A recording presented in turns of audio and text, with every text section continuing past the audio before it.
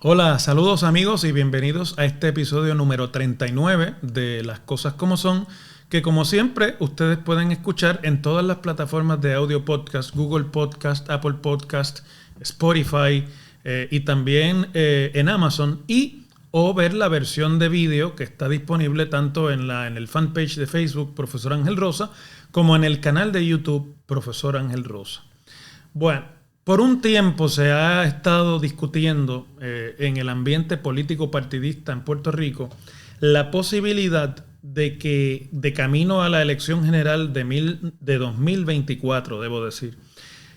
ocurra algún tipo de acuerdo político o alianza entre algunos de los movimientos que van a participar de esos comicios. Nominalmente se ha estado discutiendo la posibilidad de que el Partido Independentista Puertorriqueño, si repite la candidatura a la gobernación de Juan Dalmau, que no veo por qué no, es la candidatura a la gobernación más exitosa en su historia, y el Movimiento Victoria Ciudadana, que en caso de que no repita la candidatura de Alexandra Lúgaro en las elecciones, tendría que decidir sobre si permite la candidatura coaligada con Dalmau o si presenta su propio candidato a la gobernación. Mucha gente especula que sería el dirigente de ese partido y ex candidato a la alcaldía de San Juan, Manuel Natal. Y si esas dos fuerzas del liberalismo político y de la disidencia de unos sectores de los partidos principales podría, en base al electorado que obtuvo en los pasados comicios de 2020, lograr el poder y de esa forma romper lo que ha sido el dominio bipartidista al que Puerto Rico ha estado expuesto desde que se fundaron los partidos políticos en Puerto Rico hace ya más de un siglo y medio. Los partidos políticos aparecieron por primera vez en la escena del país en el año 1870. Por lo tanto, estamos hablando ya de más de 150 años de la existencia de partidos políticos. Las alianzas políticas y las coaliciones no son cosa nueva en la historia política de Puerto Rico. De hecho, han ocupado gran parte del desarrollo de los partidos políticos del siglo XX. Recordemos aquella primera alianza política que ocurrió en 1924, cuando el Partido Unión de Puerto Rico, que ya estaba bajo el liderato de don Antonio R. Barceló, logró y estableció una alianza con quien era entonces el segundo partido del país, el Partido Republicano, que ya para esa época también había perdido a su líder máximo, don José Celso Barbosa. Esa transición de liderazgo histórico que ocurrió en la década de 1920, curiosamente hace un siglo, más o menos para los años que estamos ahora viviendo en el siglo XXI, facilitó, pero a la misma vez un poco marcó la dirección de esas primeras alianzas políticas.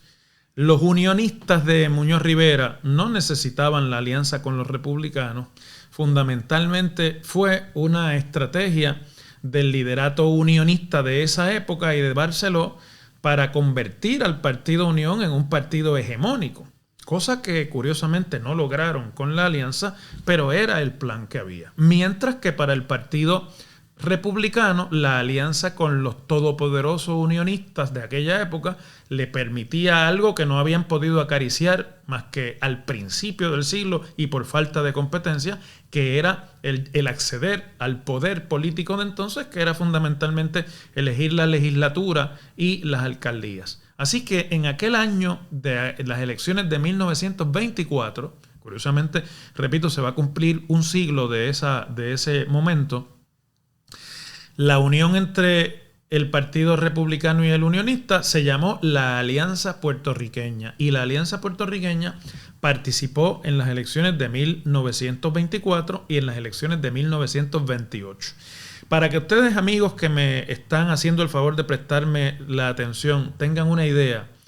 era el equivalente en ese momento a que en esta época hubiese una alianza electoral entre el Partido Popular Democrático y el Partido Nuevo Progresista. Esa es la magnitud de esa primera alianza política que aparece en nuestra historia, con éxito.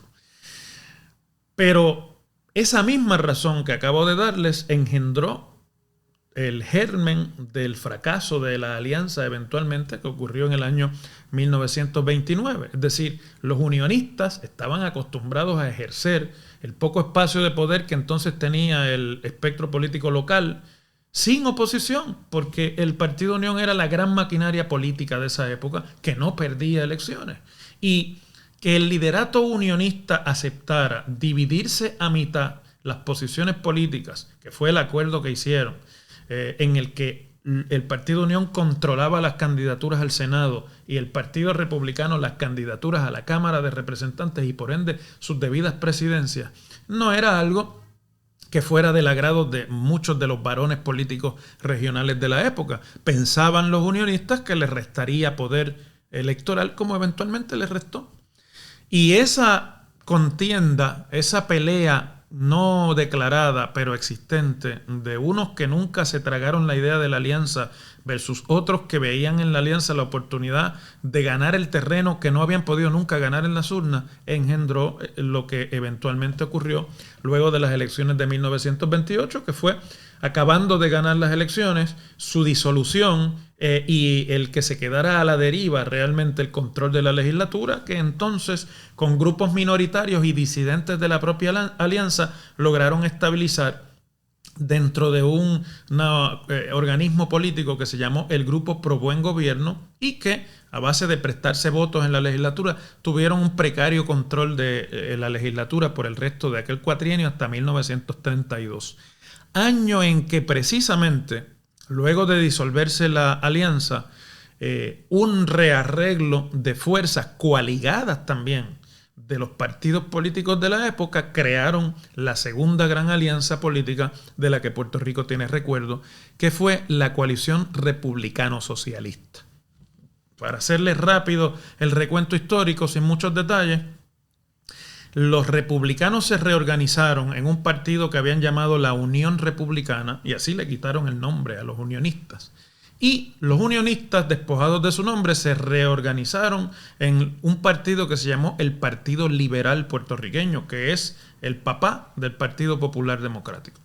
Los republicanos de la Unión Republicana se coaligaron electoralmente entonces para darle finalmente un cuartelazo al unionismo, con el tercer partido que desde 1915 se había fundado, pero que sobre todo en la década del 20 había ido ganando mucha fuerza política, quizás por la desazón y por la decepción que había en un momento de crisis como fue aquel con el liderato político tradicional, más paralelismos con el presente, que era ese tercer partido, el Partido Socialista, que dirigía Santiago Iglesias Pantín y que era un partido de corte democrático parecido a los partidos socialistas que habían florecido por toda Europa y que postulaban más que el socialismo, la socialdemocracia. De hecho, Iglesias Pantín, que era un español, pues derivaba su modelo político del Partido Socialista Obrero Español, que ha sobrevivido hasta nuestros días y que es hoy día partido de gobierno en España. Y la unión del Partido Socialista de Santiago Iglesias con el Partido Unión Republicana da pie a la coalición republicano-socialista, que aunque participaban en columnas separadas ambos partidos, habían acordado unir sus votos en la legislatura para conformar un mismo liderato. A diferencia de la alianza, que era realmente una verdadera alianza en la que tanto el Partido Unión como el Partido Republicano se habían disuelto y habían fundado un organismo conjunto que les daba realmente una presencia única de compartir la misma columna y los mismos candidatos. En el caso de la coalición, lo que sucedía era que el Partido Unión Republicana en su columna y el Partido Socialista en su columna habían acordado unir los funcionarios que lograran elegir para formar gobierno o para controlar el gobierno de la época. Recordemos que en esa época el gobernador estaba nombrado en Puerto Rico por el presidente de los Estados Unidos. Dentro de la coalición había el acuerdo también de no postular o no hacer campaña por ciertas candidaturas que serían de naturaleza única para favorecer a al candidato que fuera el candidato escogido por el liderato de los partidos de la coalición. En este caso el puesto era el de comisionado residente, que era el único que se votaba en toda la isla en esa época. Les hago toda esta historia para que entendamos que la coalición y la alianza son el pasado, son las historias de alianzas políticas que han existido en Puerto Rico y que nada de lo que se está proponiendo hoy día es realmente nuevo, ni sería la primera vez que ocurre en la política puertorriqueña, porque a veces perdemos ese contexto histórico sobre el cual se adelantan ideas o se presentan estrategias en la política local, especialmente los más jóvenes, los electores menos experimentados, tienden a pensar que están inventando cosas que realmente están inventadas hace mucho tiempo, no solamente en la política, sino también en nuestra historia. Las coaliciones terminaron en Puerto Rico cuando, desprestigiada en medio de la Gran Depresión, la coalición republicano-socialista y dividido el Partido Liberal puertorriqueño en las luego de la fundación en 1938 del Partido Popular Democrático, la coalición republicano-socialista no logró el control del Senado,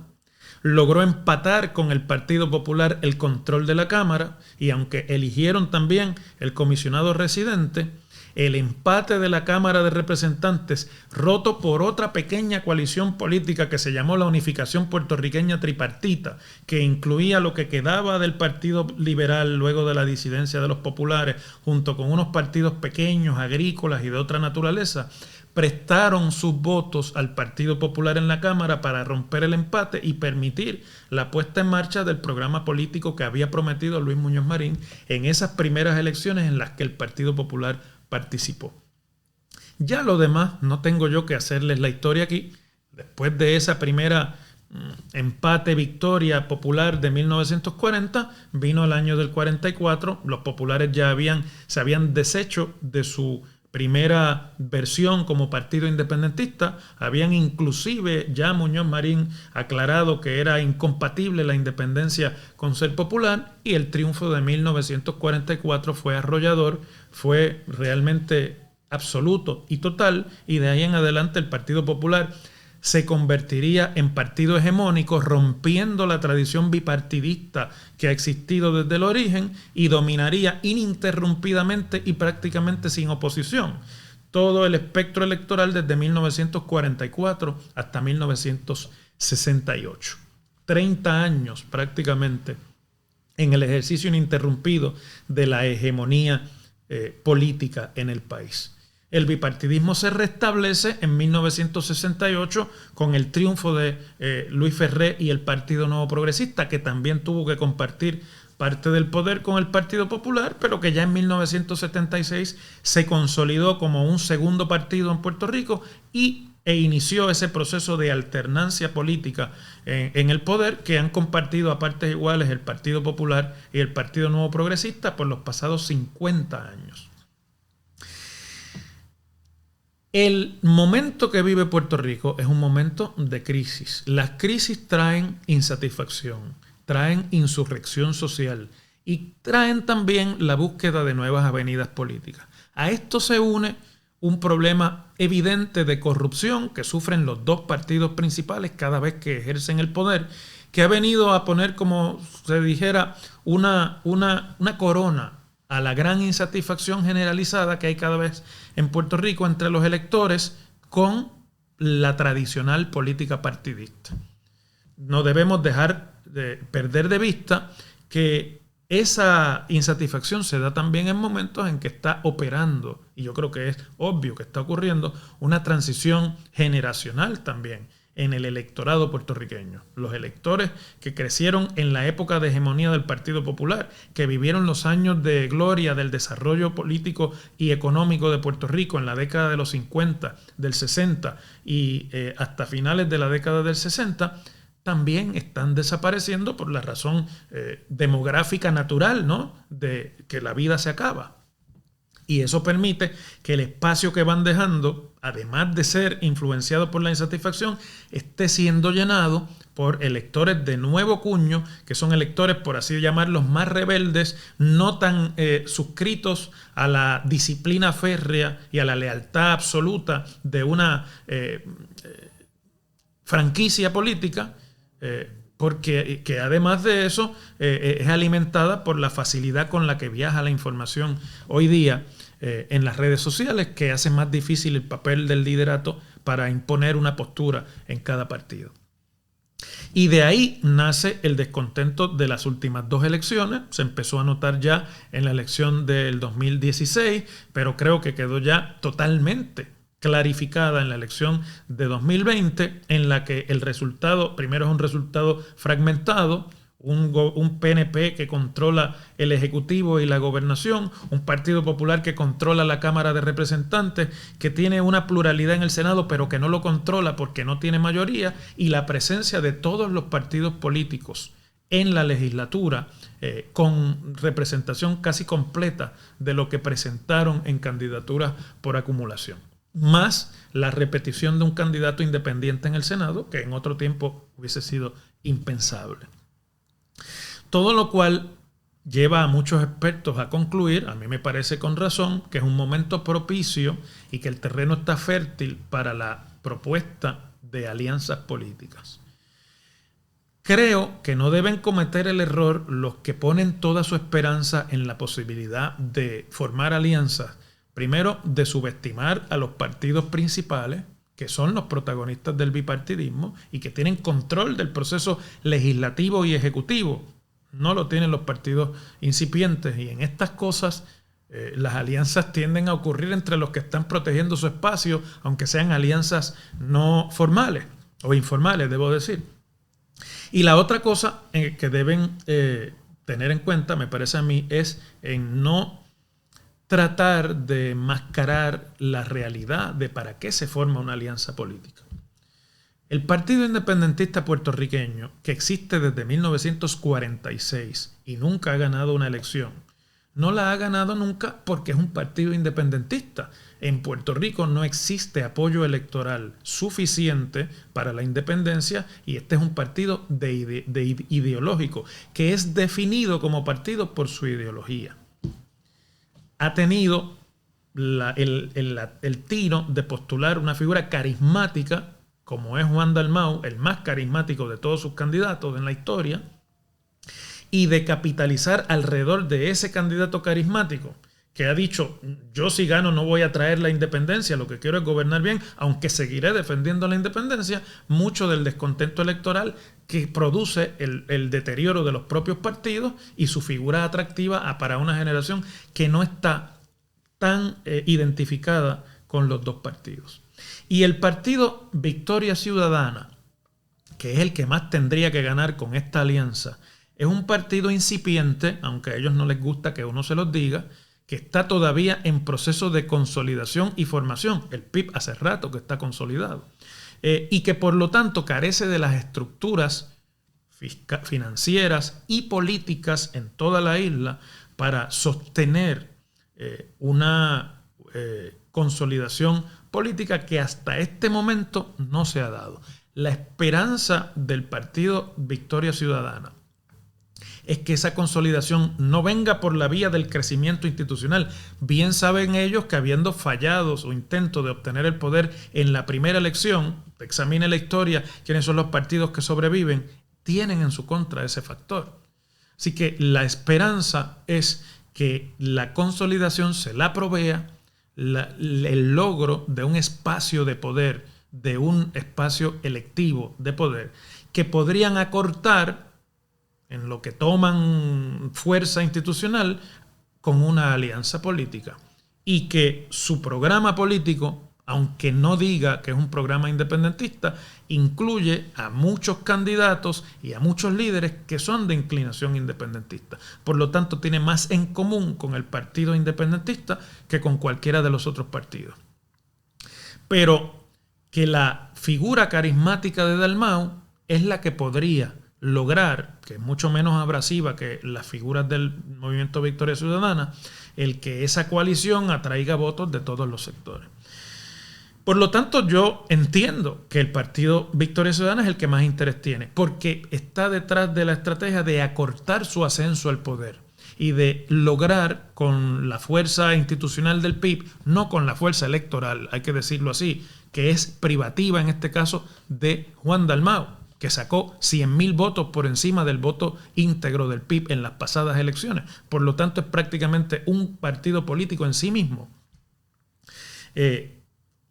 Acortar el espacio que le quedaría a Victoria Ciudadana si fuera a trabajar una consolidación a lo largo de la participación en elecciones. E intentar que ese golpe de lograr una elección desde las filas de su partido lo dé Manuel Natal, repitiendo dentro de una coalición o de una alianza una candidatura a la alcaldía de San Juan que estuvo a punto de lograr en las pasadas elecciones, de no haber sido por el voto ausente o por el voto adelantado. Todo lo cual me hace pensar que desde el PIB toman con mucho más cuidado y con mucho más suspicacia esta posibilidad de una alianza con Victoria Ciudadana, porque el PIB, primero, es un partido de independencia y no va a descuidar ese flanco porque al fin y al cabo mucho de lo que lo apuntala institucionalmente, aunque sea como partido pequeño, es precisamente la militancia independentista en partido político. Y además, porque me parece a mí que habría resistencia del liderato más viejo del PIB, no hablo ahora de Juan Dalmau, sino de otras figuras como María de Lourdes Santiago y otros, de que Victoria Ciudadana en efecto termine, como decimos en Puerto Rico, cogiendo pon hacia el poder con el partido independentista, que logren elegir un gobernador en coalición que sea independentista, pero que luego tenga problemas para consolidar su poder como gobernador, especialmente porque la fuerza de esta alianza sería más en las zonas metropolitanas de Puerto Rico, en el área de San Juan y toda la zona circundante de San Juan, e igualmente quizás en una que otra de las ciudades grandes de Puerto Rico. Que en el resto de la isla no se va a desvanecer de la noche a la mañana el poder que tiene el Partido Nuevo Progresista como partido hegemónico o dominante de nuestro tiempo y el Partido Popular como un partido principal, aunque de oposición. Y por lo tanto no sería ni estaría tan garantizada el control de una legislatura por esta coalición. Quizá se enfrentarían a un gobernador electo por la coalición, un alcalde de San Juan electo por la coalición y una legislatura mucho más fragmentada que ahora, pero dominada todavía por uno de los partidos principales o de los partidos tradicionales. En ese respecto, el PIB tiene mucho más que pensar. Y aunque están, obviamente, me parece a mí, ambos inclinados a la posibilidad de esta alianza, ven desde el PIB un poco menos románticamente la idea de la alianza política, porque además ellos poseen, y ha quedado demostrado en las estadísticas que se han publicado recientemente, una mayor capacidad para recaudar dinero en una campaña política y para posicionarse en ese sentido, como se han posicionado como el segundo partido en este momento de recaudación de fondos en año no electoral. Esa estructura, el PIB va a querer que se le asegure una participación ventajosa en la alianza. Y no sé cuánto de esa pretensión va a estar compartida por un liderato joven, ambicioso, es natural que lo sea, no hay nada de malo en eso, pero de menos experiencia y de menos arraigo o estructura que el liderato del partido Victoria Ciudadana. Así que hay mucho camino por recorrer, pero me parece que ningún otro momento es más propicio que este para que se regrese de alguna manera a los acuerdos políticos entre partidos. Una sola cosa al final de este podcast. Las coaliciones políticas están prohibidas en la ley electoral de Puerto Rico. Las prohibió la legislatura y el gobierno del Partido Nuevo Progresista en la reforma electoral de 2011, y el Partido Popular no la quiso restituir en la reforma electoral parcial de 2014. Y por lo tanto no podría ser en este momento, y además no es previsible que pueda ser una alianza formal, una alianza tipo la que hizo el Partido Unión con el Partido Republicano allá en 1924. porque no está permitido en ley. Está prohibido en ley precisamente porque los dos partidos principales están protegiendo su espacio de dominio partidista y es natural que así lo hagan. Así que el camino que pueden escoger en Victoria Ciudadana, si es que van de verdad a impulsar la idea de las coaliciones políticas, es lograr una alianza que sea informal, no postulando candidaturas para la gobernación y obviamente atendiendo lo que eso quisiera decir con respecto de la inscripción del partido luego de las elecciones, endosando una candidatura del PIB para la gobernación que pueda obviamente tener más oportunidad, y lo mismo haciendo el PIB con la candidatura por San Juan, endosando la candidatura de Manuel Natal a la alcaldía. Estoy planteando esto porque son los ejemplos que se han discutido. Y el otro camino que pueden escoger, como ya lo ha escogido la dirección de Victoria Ciudadana, es acudir a los tribunales para que los tribunales reconozcan la prohibición de las coaliciones políticas en Puerto Rico como inconstitucionales.